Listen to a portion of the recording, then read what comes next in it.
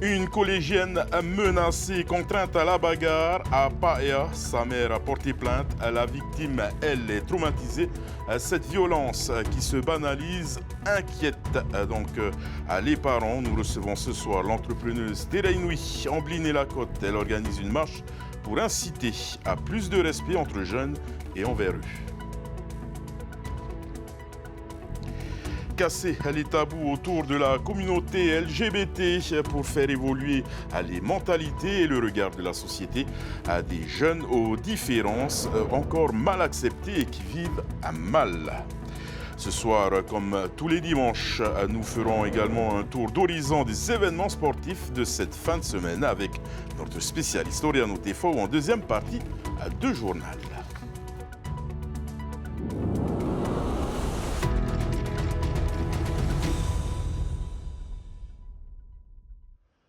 Bonsoir à tous et bienvenue dans votre journal Drapeau LGBT affiché au sommet de la présidence Tahiti Pride Week, colloque LGBT QIA+.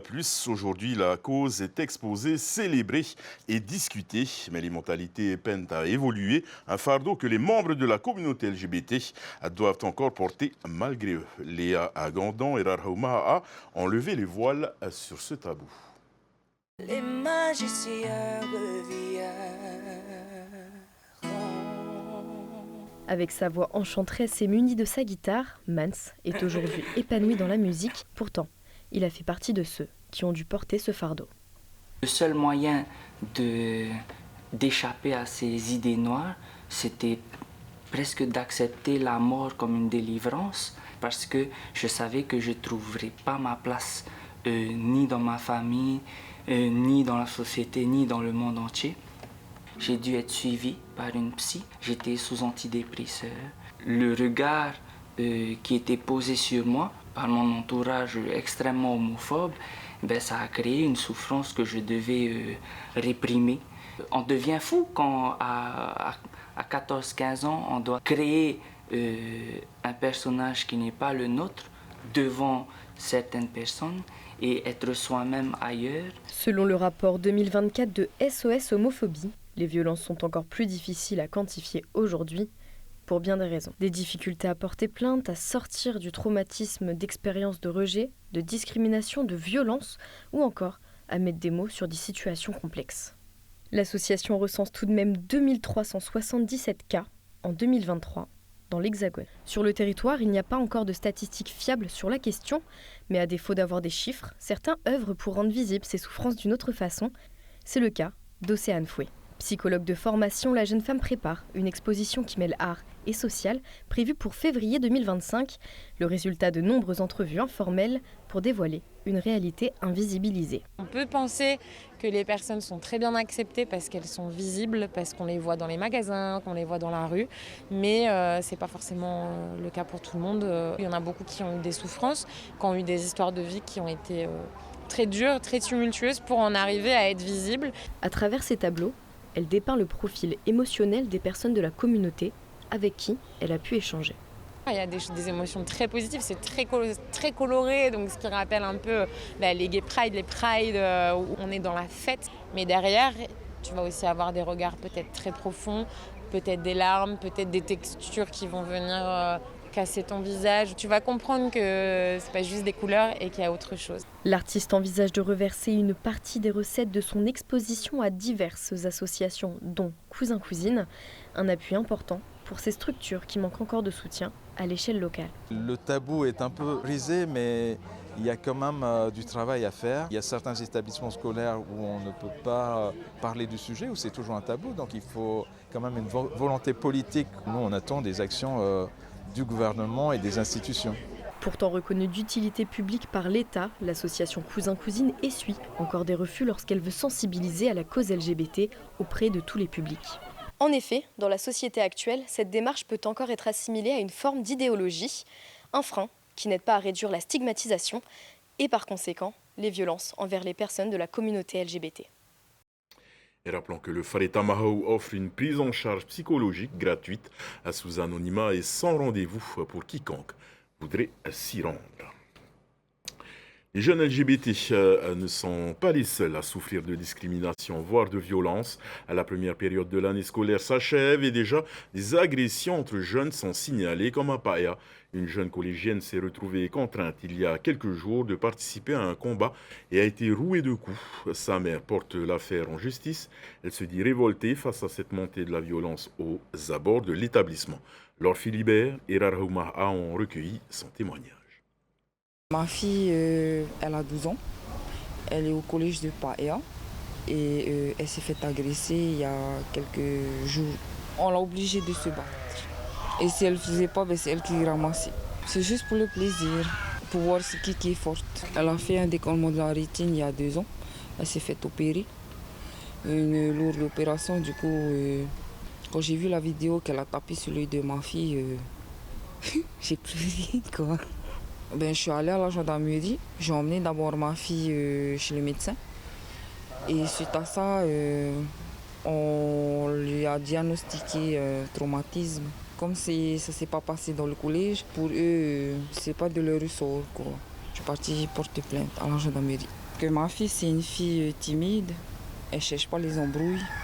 Le jour de l'agression, elle s'est renfermée sur elle-même. Et heureusement, je connais ma fille.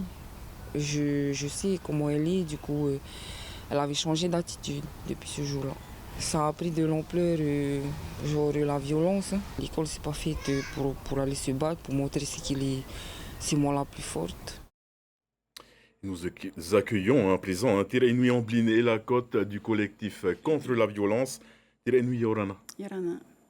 Alors, vous célébrez un triste anniversaire aujourd'hui, celui du décès de votre frère, roué de coups il y a 9 ans de cela, et vous voulez combattre la violence chez les jeunes. Avez-vous constaté des évolutions en mieux ou en pire cette dernière décennie?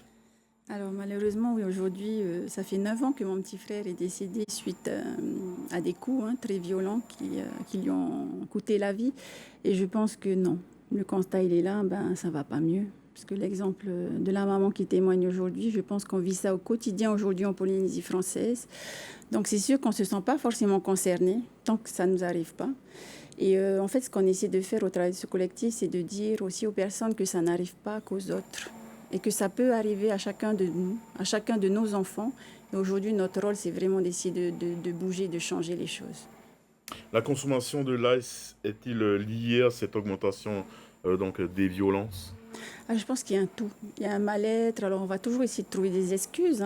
Il a trop bu, il était sous l'emprise de l'alcool, de la drogue.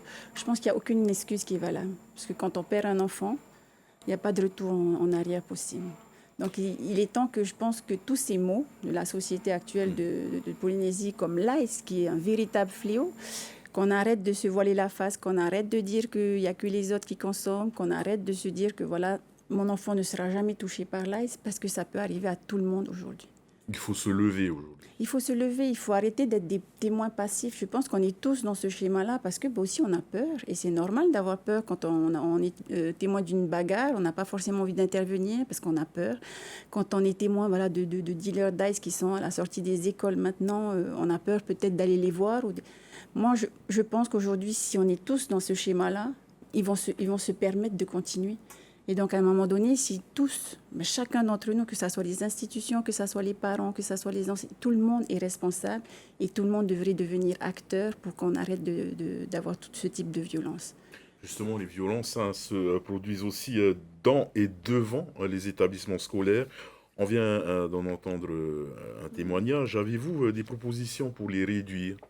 Alors, en fait, comme on dit, c'est que je pense que aussi bien les institutions, aussi bien les établissements scolaires, aussi bien les parents, je pense qu'aucun d'entre nous n'a des solutions miracles. Je pense que si chacun, à un moment donné, on essaie de faire des petites actions, c'est comme ce qu'on est en train d'essayer de faire avec cette campagne de sensibilisation, c'est essayer d'alerter pour se dire stop. Mais je pense qu'il n'y a pas de solution miracle. On a rencontré les différentes institutions en charge justement de ces dossiers-là. Ils sont en train de travailler sur des dossiers de fond pour mettre en place de véritables structures d'aide pour les enfants, ceux qui sont tombés dans l'AIS, pour faire des campagnes sur le harcèlement scolaire dans les établissements. Mais je pense que si à un moment donné, on arrête de se dire oui, c'est à lui de faire, c'est à l'autre, on ne va jamais y arriver. Il faut qu'on arrive à tous se mettre ensemble et se dire, voilà, c'est notre prochain combat, c'est tous ensemble. Il faut en parler plus aussi peut-être en famille. Il faut en parler en famille, mais je pense qu'aujourd'hui, on a plus partout. Parce que c'est dans la famille, c'est à l'école, c'est en dehors, c'est au travers des réseaux sociaux aussi. C'est un véritable fléau. Un enfant qui est harcelé à l'école, avant c'était dans la cour simplement. Maintenant, il rentre à la maison et il a des messages qui continuent toute la nuit sur son téléphone. À la mort de votre frère, votre famille avait réuni plusieurs milliers de personnes dans une marche blanche. Vous prévoyez une autre marche contre les violences le 28 septembre. Quel effet en attendez-vous ? En fait, c'était tout simplement parce que quand on a commencé à parler de cette campagne de sensibilisation, beaucoup de témoignages, beaucoup des mamans, des grands-mères qui nous témoignent en fait leur désarroi. Elles veulent participer, elles veulent faire quelque chose. La marche, c'est l'occasion de dire à tout le monde, venez faire un pas, venez faire une action pour montrer que vous aussi, vous en avez assez de tout ce qui se passe aujourd'hui par rapport à la violence, à l'AIS et au harcèlement scolaire. Donc c'est un moyen pour chacun de venir et de dire, voilà, ça y est, ça suffit. Là. On en va trop loin. Merci beaucoup, Merci. Rénoui, d'être venu sur ce plateau. Merci. Un salarié sur 5 vit du tourisme au Fénois. Les élus de la commission du tourisme Tahiti Tourisme et le service du tourisme ont discuté cette semaine des politiques publiques du secteur. Parmi les points clés, la diffusion de la stratégie touristique dans les îles. Emma Mathieu nous en dit plus. 3 lois de pays ont été adoptées à l'Assemblée il y a 3 semaines pour développer et améliorer le secteur touristique. Pour mieux se conformer aux attentes de la population et des professionnels du secteur, des élus de l'Assemblée ont accompagné les agents du service du tourisme lors d'une tournée aux Marquises Nord. L'intérêt était de voir si les textes correspondaient aux attentes. L'accueil des populations, notamment des professionnels du secteur, était favorable à ces textes parce que justement les montants des dispositifs d'aide aux pensions de famille ont été revus à la hausse, ce qui est un coup de pouce pour justement ceux qui veulent se lancer ou ceux qui veulent procéder à des rénovations ou à des extensions de leurs unités d'hébergement. Et la deuxième chose positive justement, c'était que les populations ont pu nous faire part justement de leurs attentes vis-à-vis des politiques du secteur du tourisme. Le gouvernement a revu son ambition en matière de fréquentation touristique. L'objectif n'est plus d'atteindre 600 000 touristes d'ici 10 ans, mais générer des recettes équivalentes à ce que produirait un tel volume. Cette nouvelle orientation est donc synonyme d'une montée en gamme, privilégier le tourisme de qualité plutôt que de masse. Une étude de l'Agence de développement économique a dévoilé les besoins en hébergement supplémentaires nécessaires pour se rapprocher de cet objectif. Les projections pour pouvoir atteindre le chiffre estimé en matière de tourisme, c'est environ 450 clés sur les 3 prochaines années, puis 250 clés additionnelles pour les 7 années qui vont arriver. Donc c'est un plan sur 10 ans pour la création de nouvelles clés d'hébergement en fonction toujours des attentes et des désirs de la population, puisque ça se fait en co-construction avec les populations et les maires. Pour concrétiser cette ambition, la stratégie touristique du pays doit être diffusée en dehors de Tahiti. C'est l'une des missions de Tahiti Tourisme qui a renforcé ses actions ces derniers mois. La structure a encadré, formé et structuré ces comités du tourisme dans tous les archipels. D'où l'importance des comités du tourisme et de Tahiti Tourisme qui se déplacent dans chaque île touristique pour expliquer aux comités du tourisme, aux prestataires, aux communes, voire à la population, quelle est la stratégie, qu'est-ce que le tourisme durable, pour qu'on puisse tous parler du même langage et que les développements et les activités qui sont réalisées dans chaque île touristique correspondent à la stratégie, tout simplement. Pour améliorer l'accueil des visiteurs et des touristes, des formations seront proposées en 2025 par le service du tourisme et la CCISM. Elles seront destinées aux personnes travaillant dans les pensions de famille et dans les chambres d'hôtes. 80 jeunes gens de la paroisse protestante de Tefareri de Huahine en visite pour une semaine à la paroisse de Veirao, un échange culturel et culturel pour ces jeunes entamé il y a un an déjà entre ces deux paroisses. Les images sont signées Matayorai. Arrivés vendredi, les jeunes gens de Tefareri n'ont pas perdu de temps. Ce n'est pas la première fois que ces jeunes se rencontrent. Les jeunes paroissiens de Veirao sont heureux de les accueillir à leur tour. Donc là, c'est l'occasion pour nous de dire qui nous sommes. L'année dernière, c'était Tefareri de Huahine qui a également partagé sa culture. vis-à-vis de nos jeunes qui ont bien œuvré dans nos activités. Nous sommes très contents de pouvoir accueillir Tefariri. Le mot d'ordre est donc le partage et l'échange. Le programme est chargé pour cette semaine de rencontres entre jeunes UCJG. Activités culturelles et physiques sont au menu, à commencer par la visite de sites emblématiques de Veirao. Les marais, il y a également les vallées qui seront visitées jeudi par nos jeunes et des activités sportives qu'on a prévues sur le quai de Veirao. Il y a des échanges aussi au niveau des activités manuelles et de trissage et tout ce qui est prévu cette semaine. Nous allons aussi passer un petit moment sur Teopo PK0. Des échanges culturels et de réflexions socio-éducatives seront aussi organisés tout au long de cette semaine. Un déplacement de 1000 jeunes du premier arrondissement vers les îles est déjà en préparation. Jeunesse toujours, à Papeete cette fois après son succès. L'année dernière, la Rockstar Esports Championship 2024 a une nouvelle fois réuni le gratin local du jeu vidéo. À plus de 200 fans se sont inscrits sur différentes disciplines avant une grande finale prévue le 4 octobre. Ce week-end, les spécialistes du football sur petit écran avaient chaussé leurs manettes pour s'affronter devant la caméra de notre journaliste Nicolas Pérez, lui-même ancienne gloire du PIA FIFA Club.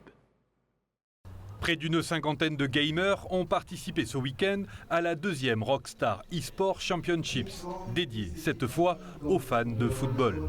Pendant tout le mois, ces virtuoses du joystick made in Fénois s'affronteront sur plusieurs jeux vidéo avant la grande finale. Toutes les semaines, pendant le mois de septembre, il y a des phases de qualification qui vont élire les 2 meilleurs de chaque discipline. Et les 2 meilleurs se retrouveront le 4 octobre à la présidence pour avoir un match qui décidera de qui est le champion. Armés de leurs manettes de tout style, ces athlètes 3.0 souhaitent atteindre le haut niveau à l'image du Danois Anders Vergang, sacré champion du monde 2024. Chaque match, une erreur elle est fatale, donc c'est plus un jeu aujourd'hui, même si tout le monde passe du bon temps, parce qu'on a toujours ce cadre du jeu vidéo, mais il y a quand même à la clé 150 000 francs pour chaque gagnant, donc il y en a pour qui ça change quand même beaucoup leur quotidien, et ils sont très motivés. Des outsiders que le champion local et vainqueur de la précédente édition prend très au sérieux. Le niveau est pas mal, il y a beaucoup de concurrents cette année comparé à l'année dernière, mais ça va, hein, ça joue quand même. Hein. Il y a du niveau. Tu espères garder ton titre pour l'année dernière ? Ah ouais, c'est le but hein, de ma venue de Papeete. Hein.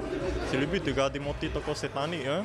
À l'échelle mondiale, le e-sport génère environ 156 milliards de chiffre d'affaires pour 3 milliards de joueurs. La Polynésie pourrait défier ce petit monde avec le potentiel de joueurs déjà identifiés. Il y a Jonas Haifara Changsen de Street Fighter 6. Il est parmi le top 3 océanien. Si le pays nous soutient, nous pourrons développer cette catégorie particulière de sport d'élite. Et c'est notre objectif de pouvoir représenter la Polynésie française sur des compétitions internationales. Rendez-vous donc le 4 octobre prochain sous le chapiteau de la présidence pour connaître les grands vainqueurs. Ils se partageront 1 500 000 francs de prix. Et comme chaque dimanche, Oriano Tefao nous a rejoint en plateau pour l'essentiel de l'actualité sportive. Cyclisme, football, 4CF culturisé, MMA, c'est tout de suite dans votre rubrique.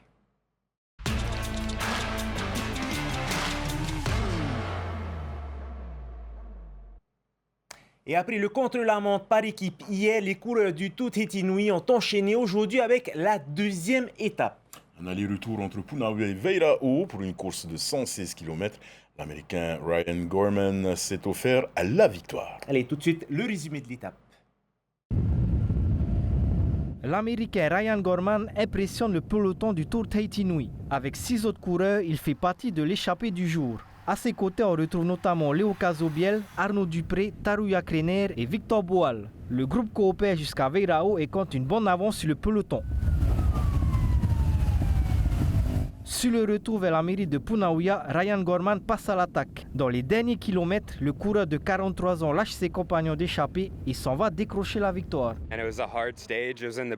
L'étape a été très difficile. J'étais dans l'échappée pendant une bonne partie de la course. Avec les coureurs à l'avant, on a bien collaboré jusqu'au demi-tour à Veirao.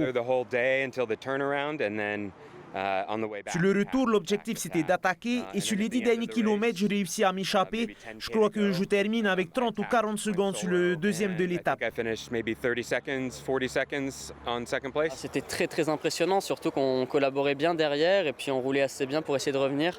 Et il prenait du temps, jusqu'à 45 secondes il me semble à l'arrivée, donc très impressionnant. Ouais. Derrière le vainqueur du jour, Victor Boal prend la deuxième place de l'étape. Après la défaillance de son coéquipier Erwan Besnier, il s'empare du maillot jaune de leader au général. Demain, l'idée c'est que on gagne l'étape, ça c'est vraiment le plus important. Et puis essayer de conserver le maillot jaune, ça serait l'idéal, quoi. De toute façon, le but c'est qu'on gagne dans l'équipe le plus de victoires individuelles et si possible le général. La troisième étape du Tour Tahiti Nui qui partira demain de Papeete pour une arrivée jugée à la mairie de Veirao. Et le traditionnel trophée des champions s'est joué hier soir au Stade Pater. Le champion de la Ligue 1, l'AS Pirée, était opposé au vainqueur de la Coupe de Polynésie, l'AS Dragon. Dos à dos, à l'issue du temps réglementaire, les équipes se sont départagées au tir au but. Un exercice qui a souri à la formation de Titioro, Désiré Teibao était sur place. Les joueurs de l'AS Dragon lancent leur saison sur de bonnes bases. Les hommes de Timiona Asen prennent l'avantage de la 5e minute grâce à un but de Ronui Tinirawari. La formation de Titioro peut ensuite compter sur Jonathan Torohia des Grands Soirs pour conserver sa courte avance. La rencontre s'emballe dans les dernières minutes. À la 86e, Homao Tanetoa écope de carton rouge. Dans la foulée, les Oranges profitent de leur avantage numérique. Bien servi par Hirawari Salem, le jeune espoir Kali Lenoir égalise pour Pirée. Direction donc la séance de tir au but. Elle ne sourit pas aux protégés de Vatea Terei. Thibaut Pito manque le cadre pour le champion de Ligue 1. De leur côté, Tamatoa Tetawira et ses partenaires de Titioro réalisent sans faute. C'est le premier trophée de la saison pour l'AS Dragon. Gagner au tir au but, c'est la roulette russe. Hein? Après, c'est celui qui rate, ben voilà, c'est comme ça. Il faut pas rater. Et puis nous, on a eu la chance de ne pas rater. Coupe des champions pour nous, début de saison. Et puis j'espère que ça va continuer jusqu'à la fin de saison. Hein. Ben, on a été cueillis à froid hein, dès la 5e minute. Donc on encaisse ce but-là, mais comme d'habitude, mes joueurs ont continué de jouer, ont essayé de poser le ballon et de se procurer des occasions. Et l'égalisation est venue à la dernière seconde. Donc après, les tirs au but, c'est la roulette russe. Et ça, c'est pas passé pour nous aujourd'hui. L'AS Dragon et l'élite du football polynésien retrouveront les terrains le week-end prochain pour disputer la première journée de Ligue 1. De la fédération. Et la première Bora Bora Kitesurf compétition s'est déroulée vendredi à Matira. Une vingtaine de riders devaient s'affronter en race et en freestyle. Faute de vent, seule l'épreuve de freestyle a pu être maintenue. Les temps forts avec Jessica Doucet et Yann Luynes. Le coup d'envoi est donné sur le somptueux plan d'eau de Matira. L'épreuve freestyle ouvre la compétition, mais avec un vent plutôt timide, oscillant entre 13 et 15 nœuds, les riders doivent s'adapter. Oui, alors malheureusement aujourd'hui il n'y a pas beaucoup de vent, donc heureusement que les riders ils ont des gros kites, des grosses voiles, qui vont leur permettre quand même de pouvoir s'exprimer un petit peu. Pas de raison de baisser les bras. Portés par un vent d'est, les participants enchaînent les figures aériennes.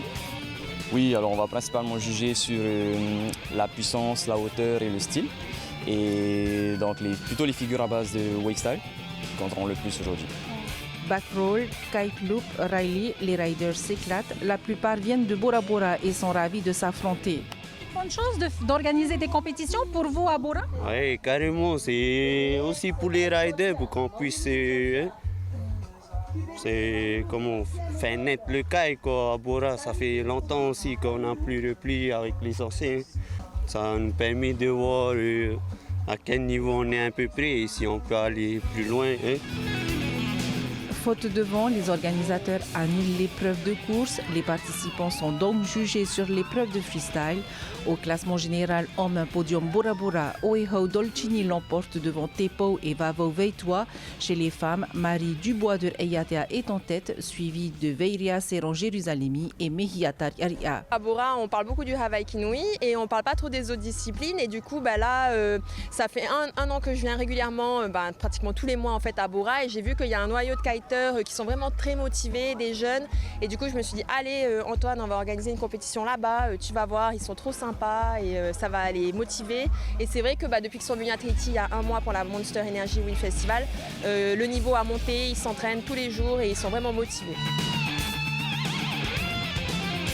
Le comité organisateur se réjouit du succès de cette première et compte bien recommencer.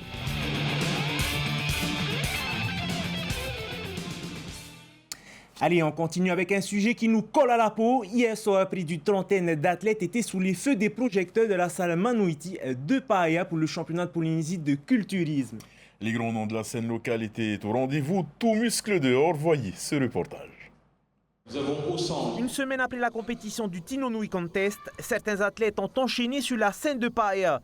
Parmi eux, nos ténors comme Tohiro Yip, Jean-Baptiste Cipriani et Stéphane Matke, mais aussi de nouveaux espoirs. Ils étaient engagés dans 5 catégories, men's physique, classique physique, bikini fitness, wellness et le bodybuilding. Chacune avec des critères de notation bien précis. Comme j'ai dit, sur le bikini, il faut les proportions, il faut le côté féminin, des beaux cheveux, de belles proportions, une belle peau, des muscles mais pas saillants et ni trop gros, d'accord ? Donc c'est une esthétique générale. Le wellness, on va avoir des filles un petit peu plus massives qui vont se rapprocher, qui sont intermédiaires un peu entre le bikini et ce qu'on appelait le bodybuilding féminin avant, qui est une catégorie qui a disparu. Donc c'est un peu plus massif que le bikini, avec une sèche beaucoup plus importante. Mais c'est toujours une question d'esthétisme, de proportion et voilà, d'esthétisme en gros. Chez les dames, Cheryl Lemaire est la grande lauréate en wellness et Jessica Chen décroche le titre de championne toute catégorie en bikini fitness. Alors je me suis bien éclatée sur scène, oui. Et aujourd'hui, c'est ma 3e compétition de l'année. Je suis donc assez satisfaite des résultats et j'essaierai de continuer dans cette discipline autant que je peux. Jean-Baptiste Cipriani remporte la première place en toute catégorie en classique physique. Je pense qu'on est tous passionnés dans cette discipline. Dans cette salle, on est tous disciplinés et puis on a tous cette hargne pour revenir sur scène. Donc oui, on s'est tous éclatés sur scène. Matchan s'impose en toute catégorie même physique. Enfin, dans la catégorie reine du bodybuilding, Tohiro Yip reste indétrônable.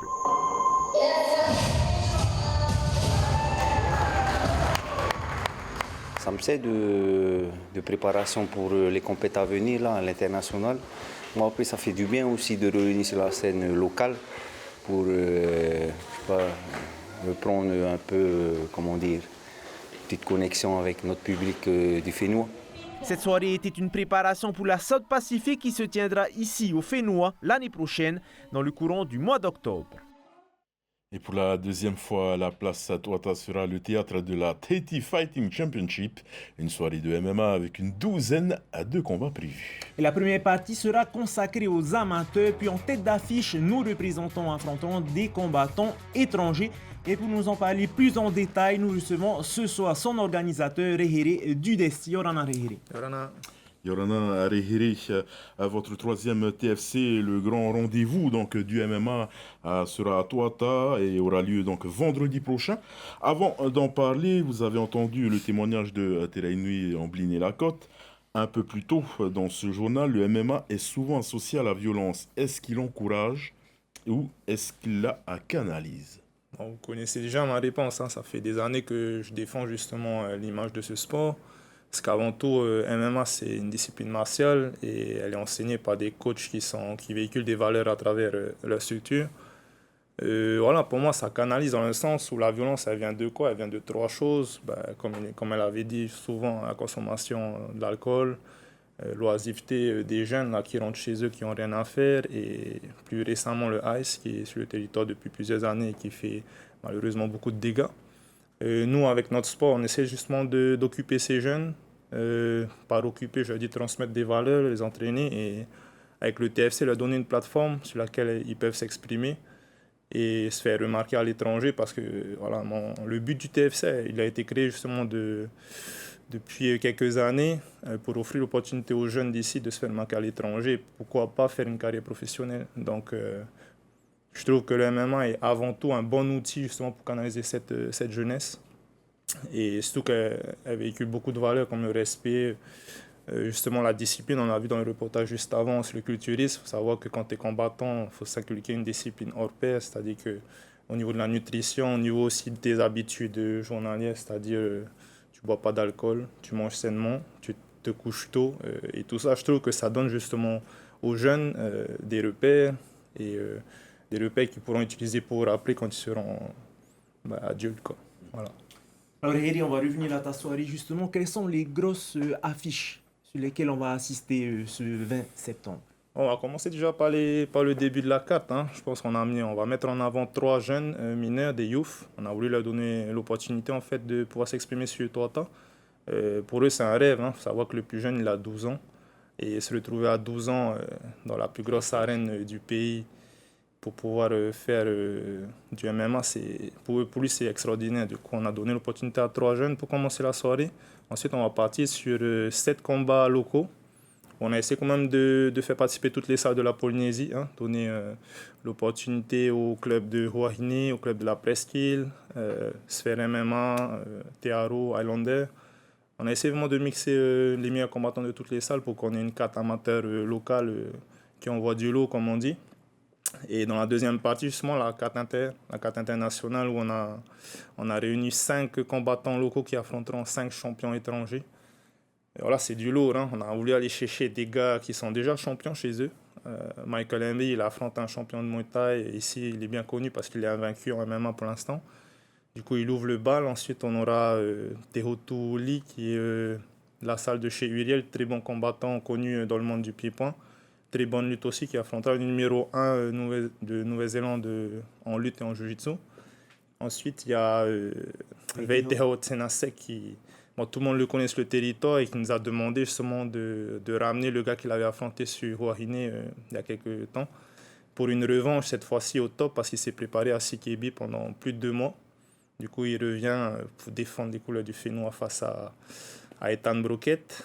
En co-main event, on met en jeu la ceinture amateur poids lourd avec Bernard Tainaore face à Danny Hartwell, qui est le poids lourd le plus titré en MMA amateur sur la Nouvelle-Zélande. Et en main event, notre grand champion mi-lourd, Teiki Nauta, qui lui fait une revanche face à Chase Eskam, qu'il avait affronté justement sur la première édition à Tuatha. Malheureusement, je crois qu'il avait une blessure et qu'il n'a pas pu s'exprimer à 100% lors de ce combat. Du coup, cette revanche lui tenait à cœur et on lui a donné. Du coup, il va défendre sa ceinture, son titre d'Emilo face à l'Américain. Voilà. Une soirée qui promet d'être explosive, d'autant plus qu'il y aura un invité de marque. Tu peux nous en parler? Alors, on savoir qu'il y a Dan Hooker qui vient un peu comme chaperon de la soirée. Il arrive mercredi sur le territoire et il sera parmi le public pour assister au spectacle et aussi pour partager un peu les messages que le sport lui a apportés. À savoir que Dan Hooker, c'est quelqu'un qui est très sanguin et qui, à travers le MMA, a pu justement s'exprimer et se canaliser. Du coup, ça tombe bien.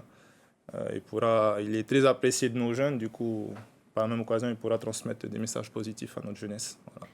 Merci Rehiri d'avoir accepté notre invitation. On se donne rendez-vous vendredi prochain. Bonjour à vous, les gars. Merci. Allez, tout de suite, on continue. Le coup d'envoi des 2e Jeux de Paris-Nouy a été donné hier matin au Parc Auré Tinho. Plus de 400 jeunes issus des quartiers prioritaires y participent. Ils s'affrontent à travers des disciplines sportives toute la semaine. Ndiaye a assisté à la cérémonie d'ouverture et aux courses de va. Les bleus de Fataoua, les verts de Hamuta, les roses de Nahuata et les rouges du Taoné. Cette année, ils sont plus de 400 jeunes issus des quartiers prioritaires de Pire-Air. L'objectif qui est recherché au niveau de la municipalité et du maire de la ville de Pire-Air, c'est de pouvoir occuper notre jeunesse sur des activités physiques et sportives. Pourquoi le sport? Parce que le sport véhicule des valeurs. Pour autant, il y a une vie en société, il faut se respecter soi-même d'abord et respecter l'autre.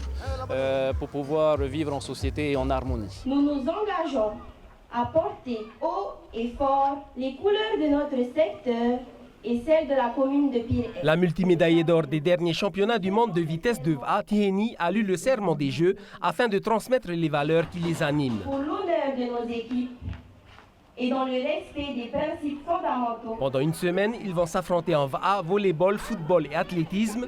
La lecture du serment des Jeux vient confirmer leur participation et surtout leur engagement à véhiculer les valeurs fondamentales.